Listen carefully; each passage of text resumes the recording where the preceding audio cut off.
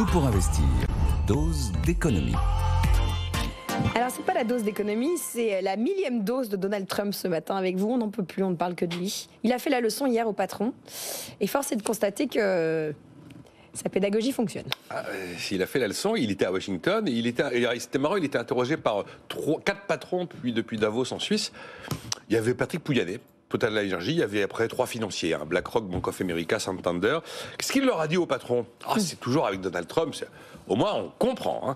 Voilà, tu choisis ton camp, tu viens t'installer chez moi, tu viens produire chez moi, tu verras, tu auras la fiscalité la moins élevée au monde. Sinon tu vas me le payer, et sinon je vais te taxer à la douane. Alors, si vous n'avez pas compris le message, c'est que vous ne parlez pas français ou anglais. Et c'est à chaque fois que Donald Trump, c'est pareil. Vous prenez il y a 2 jours le message à l'endroit des Européens qui, c'est vrai, ont des excédents commerciaux par rapport à l'Amérique. Bon, pas 350 milliards comme dit Donald Trump, on est plutôt à 180 milliards de dollars sur les biens.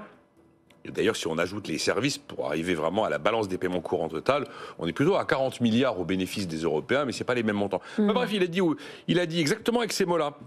Ils sont pas gentils les Européens. Ils sont pas gentils. Ils nous traitent très mal. Ils achètent pas nos voitures. Ils achètent pas nos voitures. Ils achètent rien. Voilà. Et puis hier encore sur le pétrole là, je vais demander à l'Arabie Saoudite de baisser le prix du pétrole. Si le prix du pétrole baisse, la guerre en Ukraine s'arrête. Fantastique. D'ailleurs, la simple évocation du prix du pétrole fait que le pétrole a reculé. On est tombé à 78 dollars.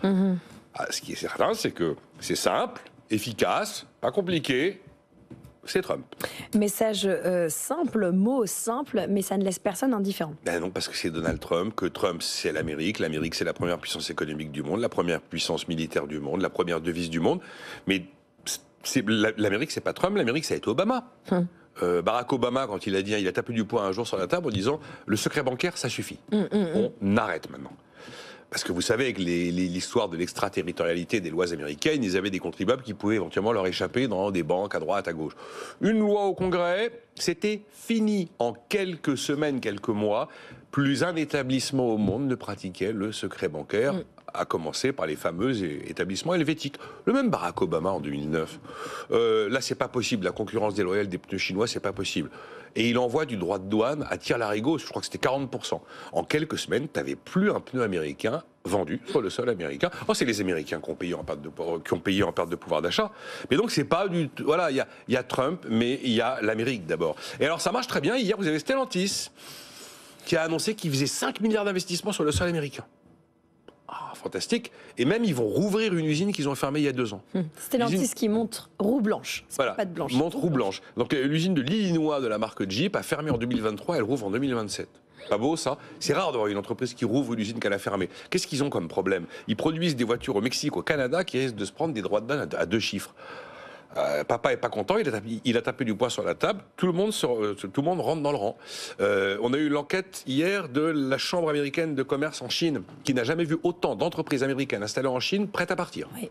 Partir pour où? Peut-être à la maison, au bercail, ou alors Asie du Sud-Est, et là on hésite Vietnam ou encore Thaïlande.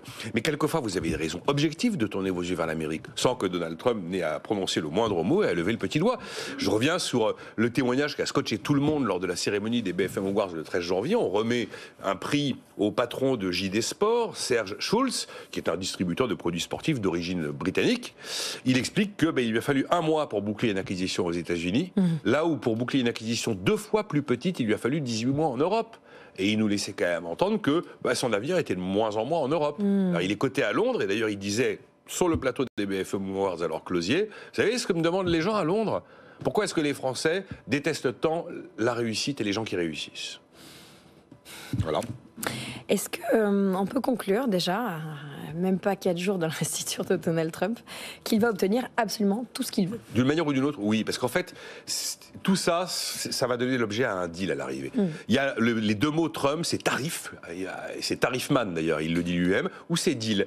Et là, hier, on avait sur Fox News Trump qui était interrogé sur, je sais que vous allez en parler un peu plus tard, je vais faire très court là-dessus, mais sur l'entretien qu'il a eu avec le président Xi Jinping.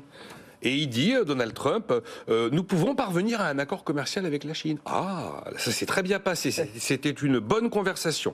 Les Chinois ne veulent pas de tarifs douaniers. Je préférais ne pas avoir à les utiliser. Sous-entendu, on va peut-être arriver à un deal Chine-Amérique avec 0 droit de douane. C'est possible. Voilà. Merci beaucoup, Nicolas. cette dose de Trump. On frôle l'overdose. Mais j'ai envie de vous dire, on va continuer à en parler de Donald Trump dans cette émission. Mais heureusement, François Monnier va surtout nous parler d'amour, de l'histoire d'amour de Donald Trump et la bourse.